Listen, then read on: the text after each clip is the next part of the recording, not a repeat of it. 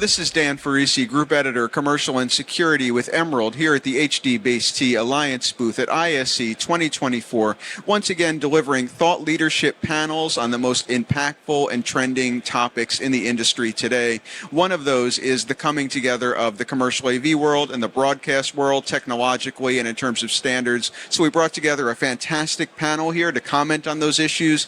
Jonathan, Thomas, Rob, would each of you like to introduce yourselves and talk a little bit about who you are? Sure. My name is Rob Reed. I'm the Director of Business Development for Data Video in the U.S., so I'm responsible for channel development in the market, which includes, of course, the AV industry that we're all in, as well as the broadcasting industry and working in that capacity. So that's what I do for Data Video. Hi, my name is Thomas Tang, and I'm the President and Founder of Pantech. And thank you very much for inviting me.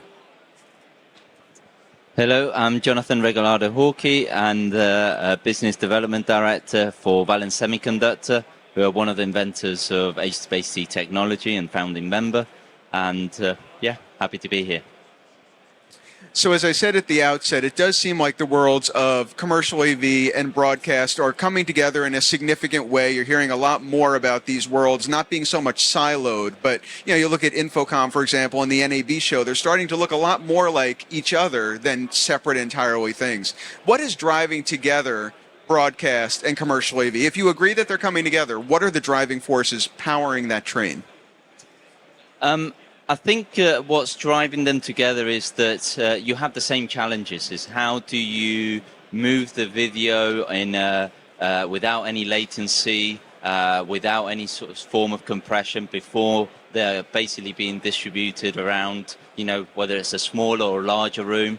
That's where, HDBaseT technology in this case becomes very successful in terms of not just in the professional AV, where we have lots of manufacturers using our equipment, but we're seeing more and more of the broadcast manufacturers doing the same, for example, coming from the camera all the way back to the panel before then, any form of compression of being sent somewhere else. But, that technology is behind it, is resolving that issue that both industries are finding.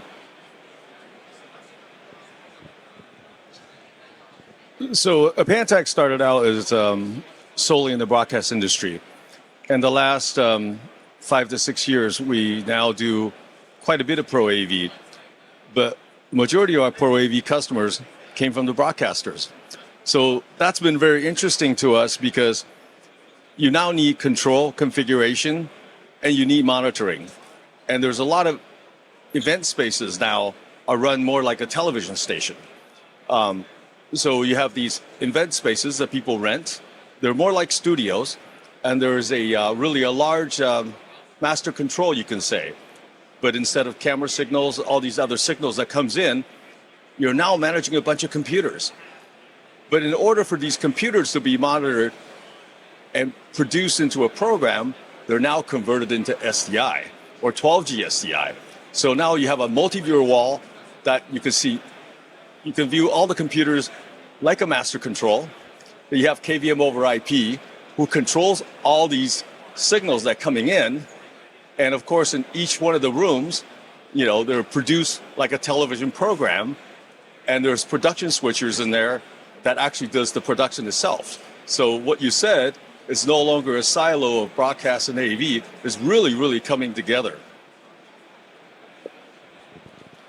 Echoing what both of these gentlemen have pointed out, really the core of what I believe that's happened between broadcast and AV is broadcast traditionally has been, I broadcast to a station or, that type of thing.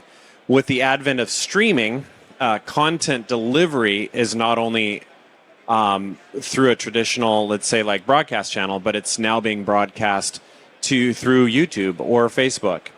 And especially with the advent of COVID, everybody realized, hey, I need to get video content online. I need to reach my audience. I need to share my content with my audience. And how do you do that? Well, a lot of people that have been in the AV industry have not traditionally had the broadcast skill sets. So now the broadcast skill sets have transferred over to AV, and now we as companies are trying to build products that brings broadcast level to AV skill sets. And I really feel like that is where the transition and shift has gone. And data video, we've been in business for almost 40 years, traditionally in broadcast. And it's been in the last 5 or 6 years that we brought our technology over to AV.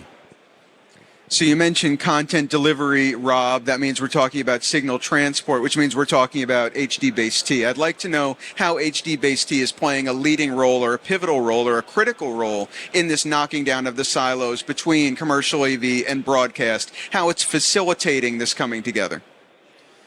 I guess since I have the microphone, I'll start and then I'll pass it around. But broadcasting typically, transferring video over a cable has been done through SDI. And with the AV market, there's this need for making it easier to transfer video and audio. So thus HDBaseT comes into play. So now we can transfer audio, video, and data over a category cable. And the benefit of HDBaseT is it's uncompressed, it's high quality, it's low latency, and it doesn't require a network. So you can do point-to-point for broadcasting applications without having to get this really high-end infrastructure. So data video, again, we have video switchers that have SDI in, but we also have cameras that have SDI or HDMI. We've now made cameras and have been making cameras for a while now that has HDBaseT built into it. So a single category cable, Cat6A preferably, can do power, video, signal control, and even tally lamps over a category cable.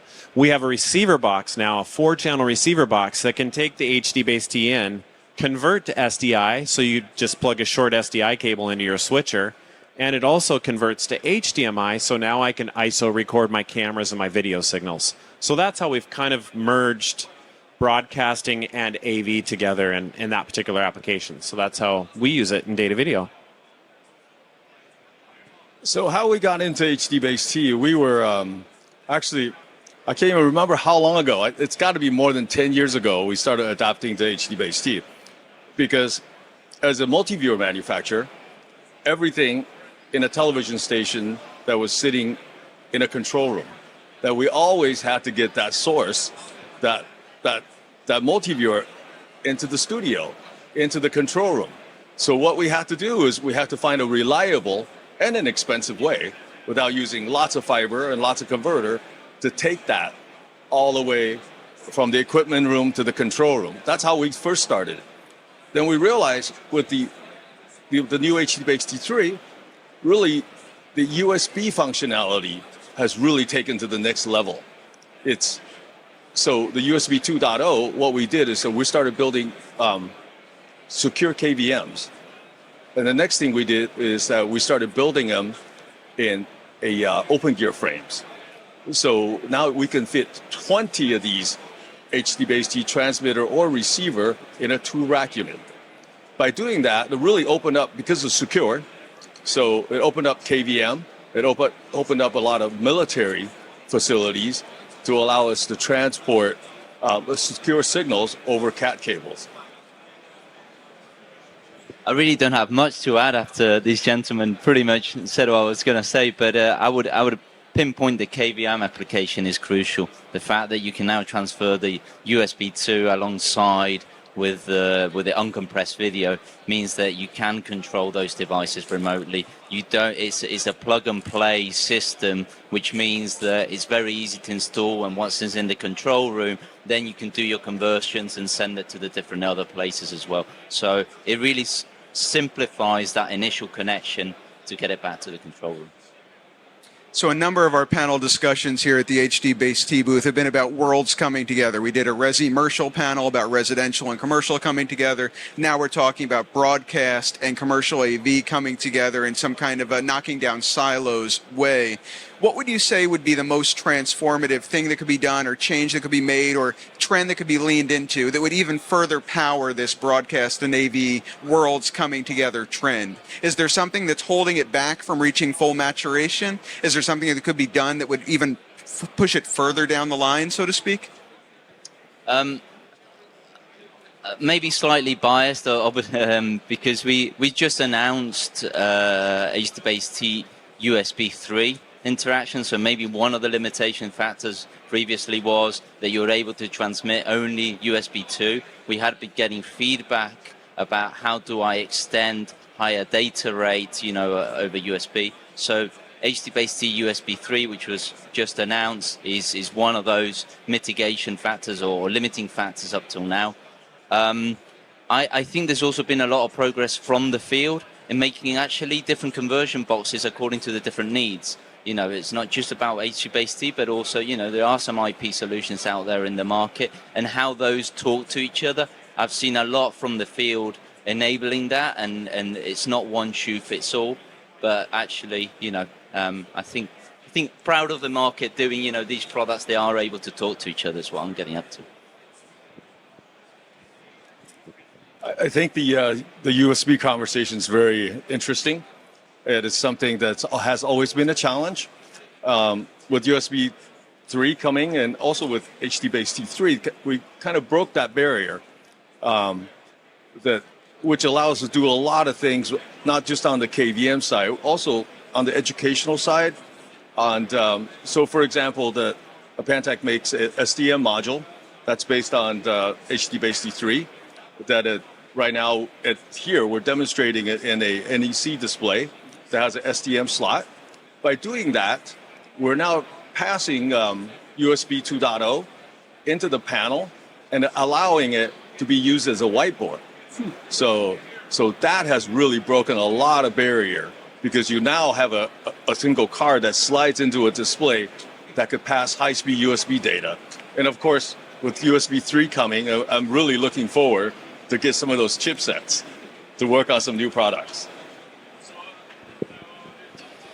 I think one of the barriers that we tend to look at when we're trying to get into a new technology, or we're trying to move from one discipline to the other discipline, is cost and skill set. And I think one of the things that we've all seen with technology is the cost coming down. So the barrier to entry in broadcasting now, everybody has a chance to broadcast at an affordable price. And I feel like in terms of data video offerings, we do offer some pretty affordable solutions for broadcasting streaming. For example, we actually have our switcher here over on the booth with 3 cameras that you can easily control the cameras, see, switch, stream, record. That whole system is with tracking cameras is, less than $15,000. So pretty affordable. I think the other real challenge in our industry is skill set, and making it easy to operate and use. And I feel like that barrier, that silo has been coming down a little bit more with easier to use solutions that anybody can use. Anybody can produce something. One of the things I think that's coming in the future that I think might change a little bit of how we produce content and deliver content is AI, and how AI intelligence can maybe help. If you're doing like a panel discussion like this, maybe we have multiple cameras, and now I'm speaking, now the camera will switch on me, switch on you, so on and so forth. We're all talking at the same time, do the wide shot, and you don't actually have someone operating it. I believe that's a new trend that will really change the way we deliver and produce content. Well, anytime the silos are coming down between two worlds, I think that's the time to sharpen your pencils, figure out how to really lean into the opportunity and make the most of it. Thank you so much as thought leaders for sharing your insights, educating me and our entire audience about the broadcast world, the Pro AV world, how they're coming together, and how HDBaseT technology is helping to facilitate it. Really appreciate it, Jonathan, Thomas, and Rob. Thank you for being here. Thank you.